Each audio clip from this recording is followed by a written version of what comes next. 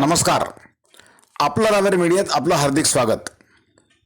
शेतात केळी नसताना आणि प्रत्यक्ष केळी लागवडीपेक्षा जास्त केळी लागवड दाखवत केळी पीक विमा काढून केंद्र आणि राज्य सरकारची त्या शेतकऱ्यांच्या विमा हप्त्याच्या पोटी कोट्यवधी रुपयांची फसवणूक आणि विश्वासघात केल्याप्रकरणी रावेरच्या 4 CSC सेंटरवर येथील पोलीस ठाण्यात गुन्हा दाखल करण्यात आला आहे. तर निंभोरा पोलीस ठाण्यात आणखी 2 CSC सेंटर विरुद्ध गुन्हा दाखल करण्यात येणार आहे. तालुका कृषी अधिकारी भाऊसाहेब वाळके यांनी रावेर पोलीस ठाण्यात पत्रकारांशी बोलताना ही माहिती दिली. यामुळे तालुक्यासह जिल्ह्यामध्ये एकच खळबळ उडाली आहे. सर, कशा प्रकारचे गुन्हे दाखल झाले आज जे तुम्ही पोलीस स्टेशनवर दाखल केलेले आहेत?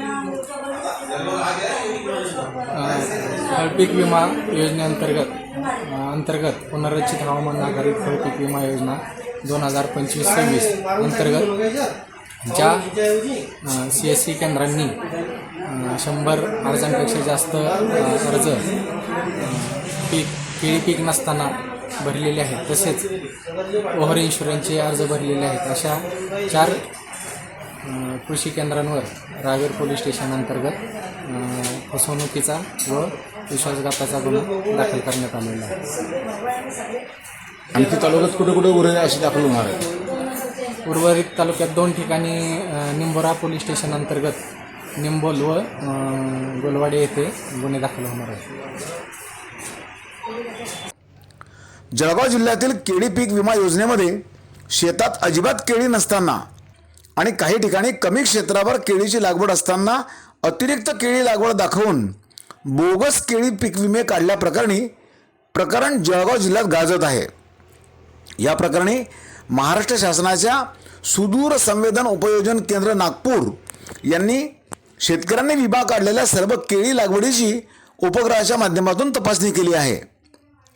100 पेक्षा जास्त बोगस प्रकरणे नोंदवणाऱ्या CSC सेंटर विरुद्ध गुन्हे दाखल करण्याचे आदेश तालुका कृषी अधिकाऱ्यांना मिळाले आहेत. त्यानुसार जयेश कोळी रावेर, विजय पाटील तामसवाडी, प्रफुल्ल सराफ रावेर आणि हर्षल पाटील अटवाडे यांच्या विरुद्ध रावेर पोलीस ठाण्यामध्ये गुन्हा नोंदवण्यात आला आहे. या चौघांनी मिळून अजिबातच केळी नसलेल्या 625 हेक्टर्स क्षेत्रावर 586 शेतकऱ्यांचा केळी पीक विमा काढला होता.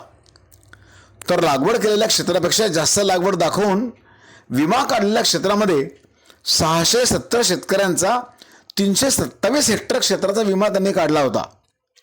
यामुळे राज्य आणि केंद्र सरकारच्या लाखो रुपयांच्या विमा हप्त्याची फसवणूक आणि विश्वासात झाला असल्याचे श्री वाळके यांनी फिर्यादीत म्हटले आहे. दरम्यान निंबोल आणि गोलवाडा येथील CSC सेंटर विरुद्ध देखील लवकरच निंभोरा पोलीस ठाण्यामध्ये गुन्हा दाखल करण्यात येणार असल्याचेही त्यांनी सांगितले.